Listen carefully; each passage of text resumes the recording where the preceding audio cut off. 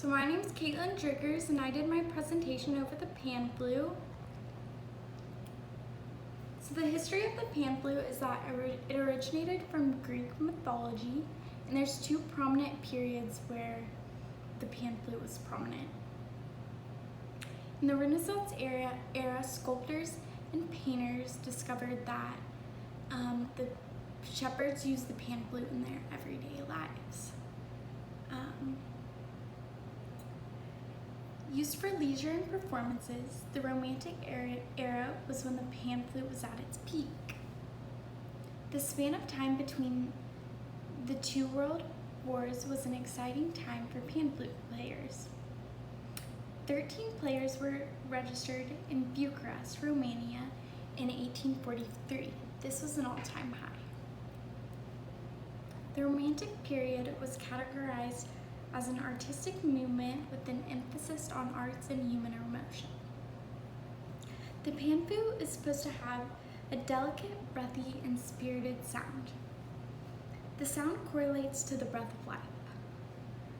Therefore, the tone of this instrument fits the nature of the era. Woodwinds. The pan flute belongs to the woodwind family. Just like all woodwind instruments, the sound comes from a vibrating column of air against the wall of the instrument. Frequencies and tones. The tone is created by air being blown into the hole at the top and vibrating against the sides. On my instruments,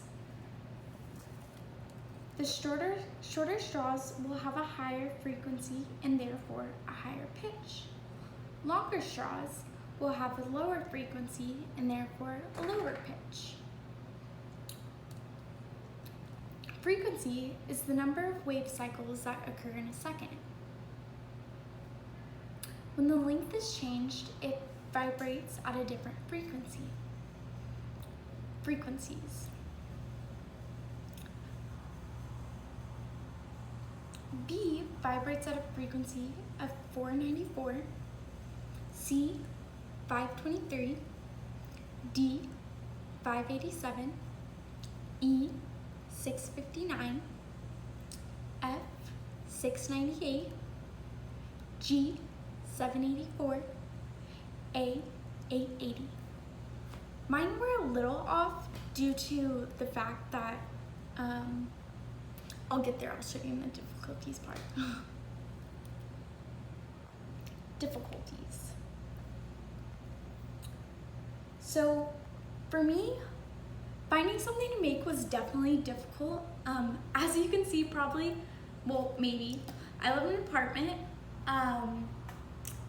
so I don't have any woodworking tools or anything like that. But I actually did originally want to make it out of bamboo, but since I don't have any woodworking tools, I'd have to either buy them or rent the tools, so I decided not to do that. So I came up with the idea to make a pan flute, and I also securing the straw ends right was kind of difficult. I had to clamp down pliers on them and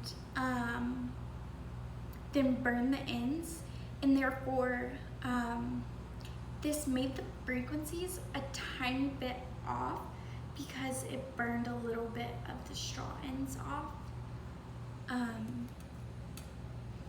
So getting it to stick together was a little bit hard just because the glue and things like that was a little bit difficult. And oh my gosh, you would think it would be so easy, but actually playing this thing is really hard. The technique is so precise, like it's just so precise that you wouldn't imagine it. Like you would think this is really easy just because you're blowing over a straw, or well, technically it would be something not over a straw in a real life pan pipe, but you know what I mean. So I I will play my panpipe for you now.